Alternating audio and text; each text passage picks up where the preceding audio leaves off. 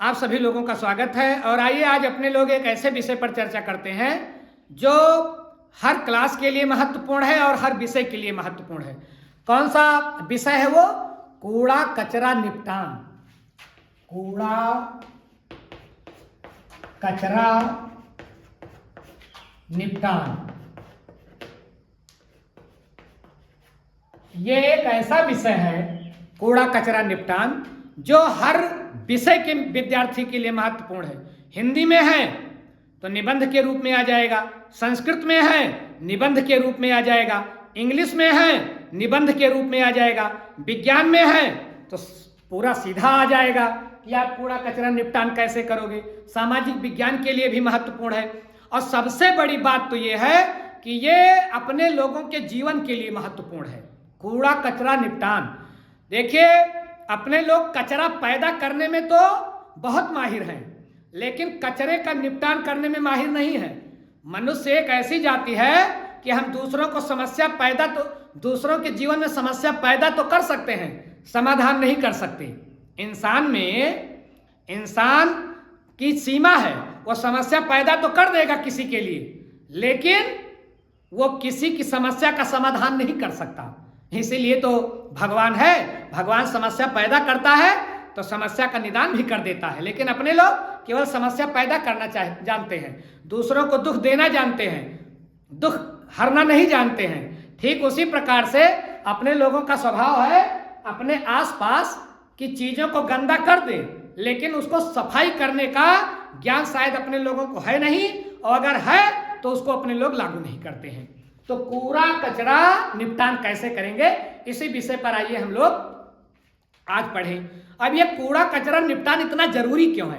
भैया ये इतना जरूरी इसलिए है क्योंकि हम अपने आसपास को गंदा करेंगे, फिर हर आदमी अपने आसपास को गंदा करेगा, पूरा गांव गंदा, ऐसे हर गांव गंदा, पूरा जनपद गंदा, पूरा जनपद गंदा, हर जनपद गंदा तो प्रदेश गंदा, पूरा प्रदेश गंदा, हर प्रदेश गंदा तो पूरा देश गंदा।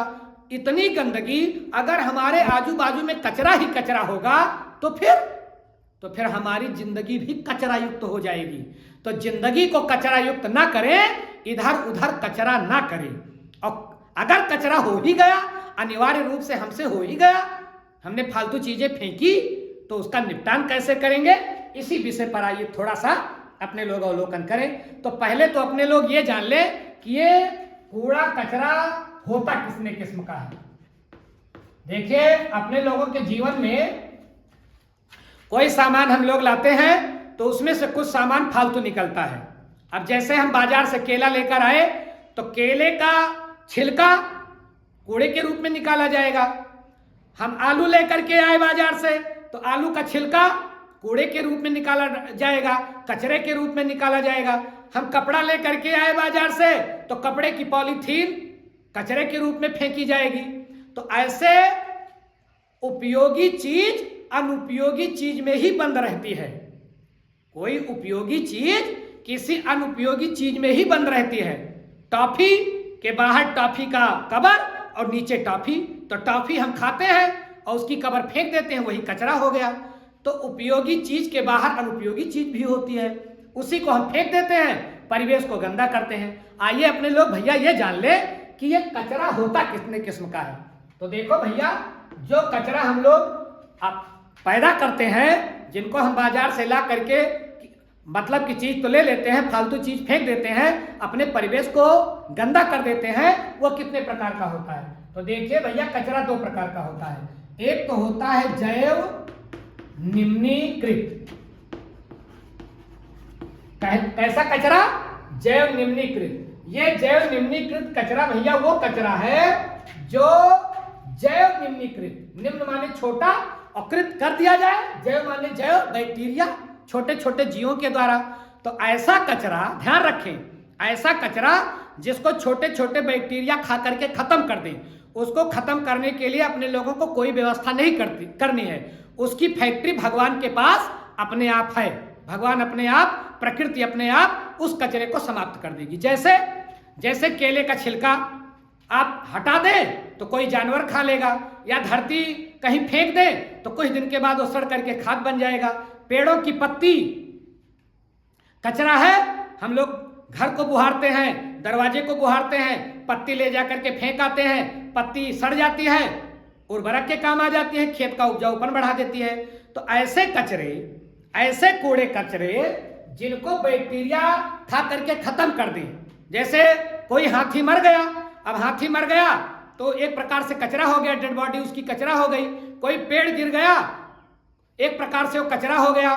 तो वो पेड़, वो हाथी का डेड बॉडी या किसी जंतु का डेड बॉडी कहीं हमने फेंक दिया, यद्यपि फेंकना नहीं चाहिए, लेकिन मान लीजिए फेंक दिया गया, कहीं मर गया लावारिस पशु, तो उसको चील, कौवे, गिद्ध खा करके खत्म करेंगे और उसका जो अवशेष बचेगा उसको बैक्टीरिया खा करके खत्म कर देगा।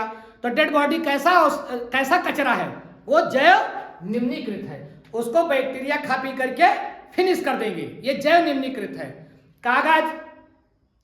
कागज आप फेंक दें, एक आध बरसात खाएगा, सड़गल के खत्म हो जाएगा, उर्वरक बन जाएगा। तो ऐसे कचरे को हम बोलते हैं जिसको प्रकृति अपने आप निपटा देती है।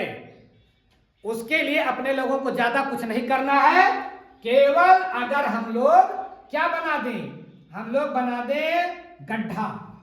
अगर हम लोग गड्ढा बना दें और उसी में ले जाकर के उस कचरे को डाल दें गड्ढे में, तो कंपोस्ट खाद तैयार हो जाएगी। उसको ले जाकर के हम खेतों में डाल सकते हैं, हमारी धरती माँ की उपजाऊपना बढ़ जाएगा। तो गड्ढा लगा करके जैव निम्नीकृत कचरे को हम डाल दें, वो आराम से सड़गल जाएगा। भोज्य पदार्थ, रोटी का टुकड़ा हम फेंक देते हैं, कोई पशु खा लिया तो खा लिया, अगर वो जमीन में रोटी का टुकड़ा पड़ गया तो सड़गल के अपने आप खत्म हो जाता है। तो ये सब कैसे कचरे हुए, जैव निम्नीकृत, जिसका निपटान प्रकृति स्वयं कर दे, जिसको डिकम्पोजर मतलब बैक्टीरिया, अपघटक, इसको कौन, इस समस्या को कौन खत्म कर देता है, अपघटक। अपघटक मतलब इंग्लिश मीडियम वाले, अपघटक मतलब डिकम्पोजर। डिकम्पोजर तोड़ तोड़ करके कर देंगे निम्न। निम्न माने छोटा। बड़ी बड़ी हाथी को, बड़े बड़े व्हेल को खा करके काट करके ये अपघटक क्या करेगा, छोटा कर देगा। ये जैव निम्नीकृत कचरा हो गया। तो इसके लिए अपने लोगों को बहुत ज्यादा परेशान होने की जरूरत नहीं है। कुछ कूड़े कचरे ऐसे होते हैं कि जो ढेर के ढेर इकट्ठा हो जाते हैं, उसको हम ऐसा भी कर सकते हैं कि उसमें अगर जैसे एक ट्रक कचरा इकट्ठा हो गया तो उसमें हम उसको जला करके थोड़ा कर सकते हैं, उसकी राख तैयार हो जाएगी। तो जहां 10 कुंतल कचरा है, हो सकता है जला देने पर 50 ही किलो कचरा बचे। तो जलाना भी एक तरीका है, गड्ढा खोद करके और दूसरा आप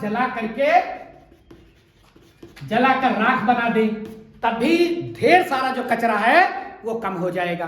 तो ये सिंपल सी बात है कि ऐसा कचरा जो जैव निम्नीकृत है, जिसकी व्यवस्था प्रकृति ने बनाया है, प्रकृति ने जिसको बनाया है, प्रकृति उसको समाप्त करने की व्यवस्था जानती है।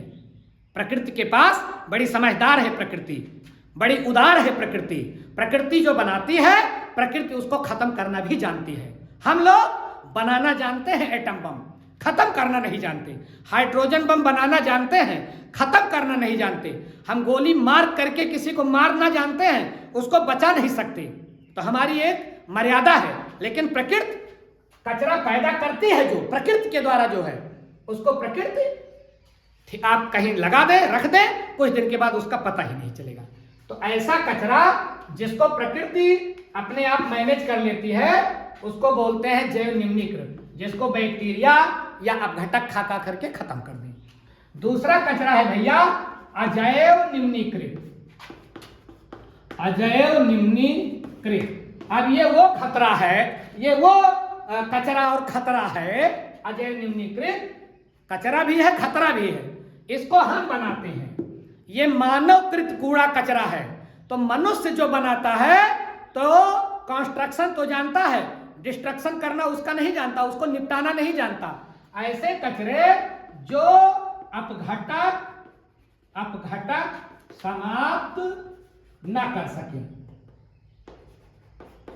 सके, जिसको बैक्टीरिया खा नहीं सकता है, उस कचरे को हम बोलते हैं अजैव निम्नीकृत।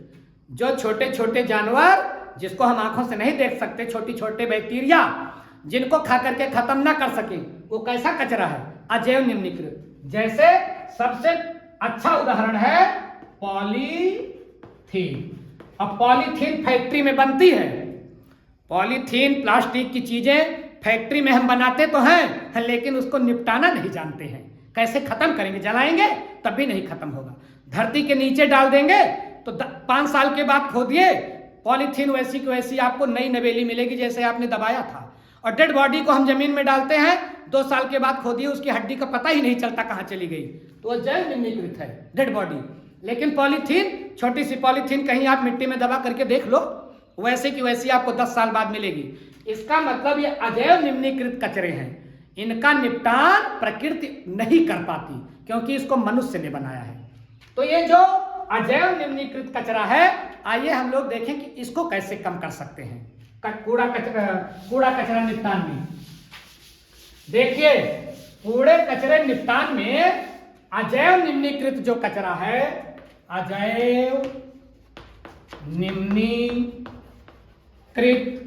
कचरा, अब ये जो हम लोगों का, या इसको आप मानव निर्मित कचरा भी कह सकते हो, तो ये मानव निर्मित जो कचरा है, इसको निपटाने के लिए भैया आप लोग विशेष रूप से ध्यान रखिएगा, ये अंग्रेजी के 5 आर, अगर इस 5 आर को हम याद रखेंगे तो अजैव निम्नीकृत कचरे का भी निपटान कर सकते हैं थोड़ा सहूलियत के साथ।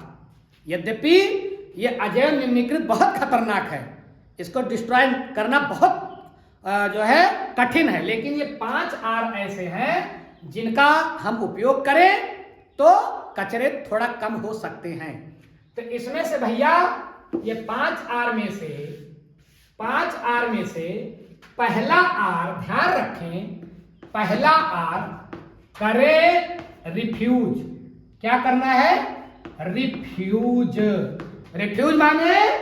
रिफ्यूज माने होता है इनकार।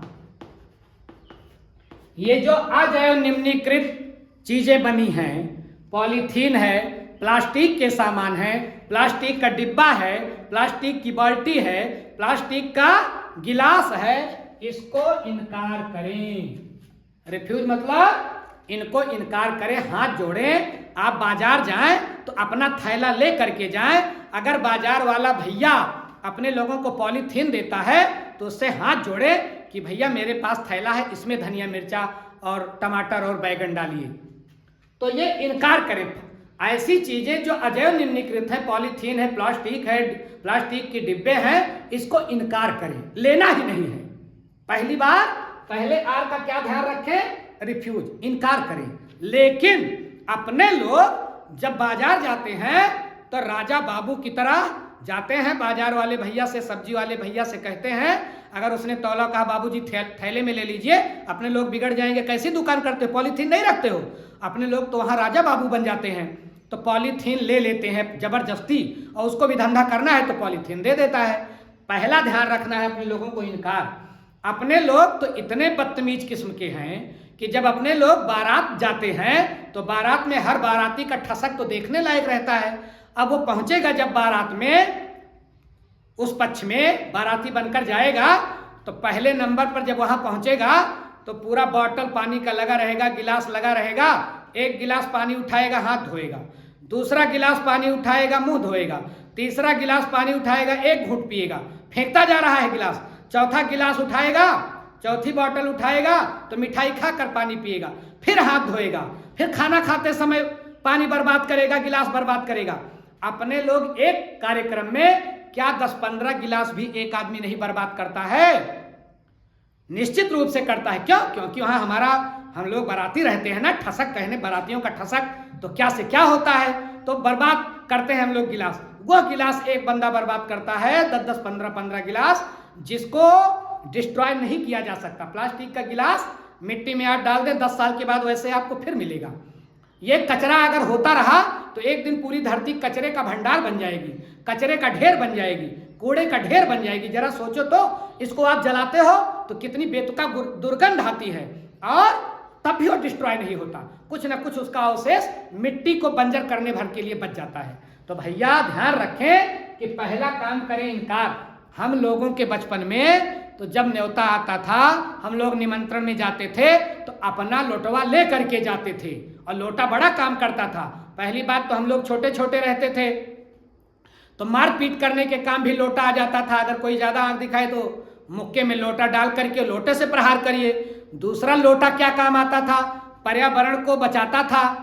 गिलास प्लास्टिक का था नहीं, लोटे में पानी ले लीजिए, गिलास में पानी ले लीजिए, पी लीजिए, तो प्रदूषण बचता था। और तीसरा फायदा ये था कि अगर कोई आइटम अच्छा लग गया, तो लोटे में भर लीजिए, लाइए दूसरे दिन खाइए। लोटे के कई उपयोग हुआ करते थे। और हमारे लोगों के बचपन में जो आजकल ये फाइबर की पत्तल आ रही है, जो डिस्ट्रॉय नहीं होती, जलाने पर भी खत्म नहीं होती, ये भी कूड़े का ढेर बनाती जाती है, तो उसकी जगह पर जो है उसका पत्तल था, पत्ती का पत्तल था, पत्तियों का हरी हरी पत्तियों का पत्तल बनता था। आराम से वो जमीन में कुछ दिन के बाद अपने आप डिस्ट्रॉय हो जाती थी, खत्म हो जाती थी, बैक्टीरिया उसको खत्म कर देते थे और वो खाद बन जाती थी। तो पहले का विज्ञान कितना अच्छा था। आज हम लोगों ने फैशन के नाम पर एकदम जो है पर्यावरण को प्रदूषित करना शुरू कर दिया है, केवल झूठी शान बनाने के चक्कर में। खाना तो उतना ही खाएंगे, पानी तो उतना ही पिएंगे, चाहे प्लास्टिक के गिलास में पिए और चाहे स्टील के गिलास में पिए, चाहे कुल्हड़ में पिए। हमारे लोगों के बचपन में कुल्हड़ भी हुआ करता था। अब मान लीजिए आप गिलास लेकर नहीं जा सकते, लोटा लेकर नहीं जा सकते, नहीं तो आप बैकवर्ड माने जाओगे। तो ऐसी स्थिति में ये तो कोशिश करें कि आपकी पहल से अगर कुल्हड़ आने लगे तो ऑल दी बेस्ट। और अगर कुल्हड़ की व्यवस्था नहीं कोई कर रहा है, उसका जो है रेपुटेशन डैमेज हो जाएगी, तो आप जाएं अगर किसी के यहाँ, तो कम से कम गिलास यूज करें, तो उससे आपकी रेपुटेशन ना गिरने पाए। आप भी ना सोचो कि अरे एक ही गिलास में हम काम कर रहे थे, हमारी इसका रेपुटेशन का सवाल नहीं है। आने वाली पीढ़ी को हम लोग क्या दे करके जाएंगे? प्लास्टिक के गिलास और पत्तल से जो है लगा हुआ कूड़ा करकट का लगा हुआ ढेर दे करके जाएंगे। तो पहले नंबर पर तो अपने लोग करें इनकार, प्लास्टिक की चीजों से ना भैया ना, कान पकड़े। और दूसरा आर ध्यान रखें, अगर इतना काम नहीं चल रहा है तो दूसरा आर ध्यान रखें, रिड्यूस। रिड्यूस मतलब भैया कम करना। अभी मैंने बताया ना कि अगर आप किसी रिसेप्शन में जा रहे हो तो एक ही गिलास यूज करिए। आप एक ही आदमी तो हो, तो एक आदमी एक ही गिलास यूज करे, मतलब ये प्लास्टिक की चीजें कम यूज करें। अजैव निम्नीकृत जो कचरा है इसको कम तो करें। जहां एक पॉलीथीन में काम हो जाता है, बाजार वाले भैया से हर किस्म की सब्जी के लिए उतना पॉलीथीन तो ना लें, थोड़ा कम करें। पहली बात तो रिफ्यूज करने का प्रयास करें, फिर रिड्यूस करने का प्रयास करें, थोड़ा कम करें। और तीसरा आर ध्यान रखें, तीसरा आर है भैया रीयूज। क्या है? रीयूज। ये रीयूज क्या है भैया? पुनः उपयोग, पुनः उपयोग। देखिए, कोई चीज आप बाजार से लेकर के आए, कोई बाल्टी लेकर के आए, कोई पॉलीथीन लेकर के आए, साड़ी खरीद करके ले आए, बच्चों के लिए कपड़ा लेकर के आए, सेठ ने आपको बड़ा सा पॉलीथीन दे दिया, उसी में कपड़ा रख दिया, अच्छी पॉलीथीन दिया उसने, तो आप प्रयास करें कि दोबारा उस पॉलीथीन का पुनः उपयोग करें। आप फिर जाएं सामान लेने तो उसी पॉलीथीन को लेकर के जाएं, ताकि दोबारा उसको पॉलीथीन ना देना पड़े। अगर दोबारा वो पॉलीथीन की बैग नहीं देगा तो फिर फैक्ट्री में बनना कम हो जाएगा, कचरा कम होना शुरू हो जाएगा। आपका छोटा सा प्रयास इतना बड़ा परिवर्तन लाएगा कि आपने कल्पना भी ना की होगी। तो क्या करें? प्लास्टिक की चीजों की अपने जिंदगी में क्या आदत डालें? रीयूज, फिर से यूज करने का प्रयास करें उसी को, तब भी थोड़ा कम हो जाएगा कूड़ा कचरा। आगे देखें, तीसरा चौथे आर का भैया ध्यान रखिएगा, रीपर्पज। क्या ध्यान रखना है? रीपर्पज। अब कोई सामान आप लेकर के आए, इसका होता है पुनः उद्देश्य हेतु, पुनः उद्देश्य हेतु। तो जैसे आप कोई सामान लेकर के आए, मान लीजिए पेंट का कोई डिब्बा लेकर के आप प्लास्टिक का आए, तो उसको आप पेंट खत्म हो गया तो डिब्बा आप कूड़े घर में ना फेंकें, मिट्टी में ना फेंकें, नहीं तो ऐसा का वैसा बना रहेगा वो डिब्बा। तो उसके लिए क्या करें? रीपर्पज, उसको किसी और चीज में उपयोग कर डालें। पेंट का डिब्बा आप लेकर आए, 5 लीटर की बाल्टी है, उसको पानी रखने के लिए यूज कर लीजिए, अनाज रखने के लिए यूज कर लीजिए, घर की और कोई वस्तु रखने के लिए यूज कर लीजिए। बहुत सारी ऐसी चीजें हैं कि उसको आप बंद करके रख दें, सुरक्षित भी रहेगी और आपके उस डिब्बे का क्या हो गया, रिपर्पज, दूसरे उद्देश्य के लिए उपयोग हो गया। तो अगर ऐसा हम लोग करें कि जिस चीज के लिए हम जो प्लास्टिक की चीजें लाए हैं उसका उपयोग ना करके उसमें अगर उसका काम खत्म हो गया, अब बाद में पेंट के डिब्बे में आप पेंट तो रखोगे नहीं, पेंट के डिब्बे में पेंट तो रखा नहीं, पेंट तो खत्म हो गया, तो उसको क्या करें, दूसरे किसी चीज में यूज करें, पानी रखने में यूज करें, घर का और सामान रखने में यूज करें, सामान सुरक्षित और पर्यावरण भी सुरक्षित। और 5वें आर का आप ध्यान रखें, 5वां आर भैया क्या कहता है, रिसाइकिल, रिसाइकिल, पुनः चक्रण इसको बोलते हैं। क्या बोलते हैं, पुनः चक्रण। भैया इसको समझें, पुनः चक्रण है कि आप कोई सामान लेकर के आए, कोई सामान लेकर के आए और वो ना आप रीयूज कर सकते हो, ना रिपर्पज कर सकते हो। मान लीजिए टीन का कोई डिब्बा आप लेकर के आए, अब वो ना रीयूज हो सकता है, ना रिपर्पज में यूज हो सकता है, दूसरे उद्देश्य के लिए भी नहीं उपयोग हो सकता, तो उसको आप कहीं सुरक्षित रख दें। जब आपके गांव में, आपके शहर में, आपके मोहल्ले में कोई कबाड़ी आए तो वो सारा डिब्बा, प्लास्टिक का डिब्बा, प्लास्टिक की चप्पल, टीन का डिब्बा जो आपके लिए यूजफुल नहीं है उसको आप कबाड़ी को दे दें। कबाड़ी उसको ले जाकर के बेचेगा, फैक्ट्री में वो फिर जाएगा, फिर से उसका वही चीज बनकर चला आएगा। ऐसी चीजों को जो आपके यूज की नहीं है घर में, उसको घर में ना रखें। एक बात ध्यान रखिएगा भैया, फालतू वस्तु और फालतू व्यक्ति जिंदगी में नहीं होने चाहिए। फालतू वस्तु आपके घर में होगी, फालतू आपका सिर दर्द करवाएगी, और फालतू व्यक्ति अगर आपके जिंदगी में होंगे तो बिना मतलब आपका सिर दर्द करवाएंगे। तो फालतू व्यक्ति और फालतू वस्तु ये जिंदगी में कभी ना सजोइएगा, कभी ना सजाइएगा, ये आपकी जिंदगी बर्बाद करेंगे। तो फालतू वस्तुओं को एक जगह रखें और जैसे कबाड़ी है उसको बेचें, वह पुनः चक्रण के लिए चला जाएगा फैक्ट्री, वहां से बन करके फिर आ जाएगा। तो कम से कम आप जब फेंकोगे तो फेंकने से जो वो धरती को और पर्यावरण को पॉल्यूट करता, प्रदूषित करता, उससे तो बच जाएगा ना। तो ये है रिसाइकिल। हाँ, रिसाइकिल में एक दिक्कत है कि जब ये फैक्ट्री में रिसाइकिल होने के लिए कबाड़ जाएगा, प्लास्टिक का सामान, टिन का सामान, लोहे का सामान, तो इसको गलाने में बहुत सारी बिजली खपत होगी, इसको गलाने में बहुत सारी बिजली लगेगी और बहुत सारा धुआं निकलेगा। वो धुआं भी हम लोगों के लिए खतरनाक है, लेकिन उसको मिट्टी में फेंकना और खतरनाक है। तो ज्यादा अच्छा है कि आप उसको बेचें और फिर वो फैक्ट्री में जाएगा, फिर गलेगा, गल करके फिर आ जाएगा, दूसरा सामान बन करके आ जाएगा। अगर इस 5 आर का हम लोग ध्यान रखें तो ये अजैव निम्नीकृत जितने कचरे हैं, शायद इससे अपनी धरती माँ को, जो हमको बहुत प्यार करती है, हमारे हर बुराई को सह लेती है धरती माँ, यहाँ तक कि हम मर जाते हैं तब भी ये हमको अपनी गोदी में लेने से इनकार नहीं करती है। ऐसी प्यारी धरती माँ को हम बचा सकते हैं, पर्यावरण को बचा सकते हैं इस 5 आर का उपयोग करके। बड़ा सिंपल सा ये आर है। पहला आर रिफ्यूज, ना भैया ना। दूसरा आर रिड्यूस, कम करना, थोड़ा कम।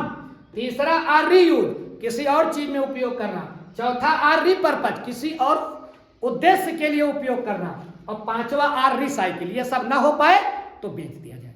तो मुझे लगता है कि आप ये जो आज के समय का ज्वलंत विषय चल रहा है, कूड़े कचरे को कैसे निपटाएं, इसको आप बेहतर ढंग से समझे होंगे। ऐसे ही अन्य कक्षाओं के साथ हम शीघ्र मिलेंगे।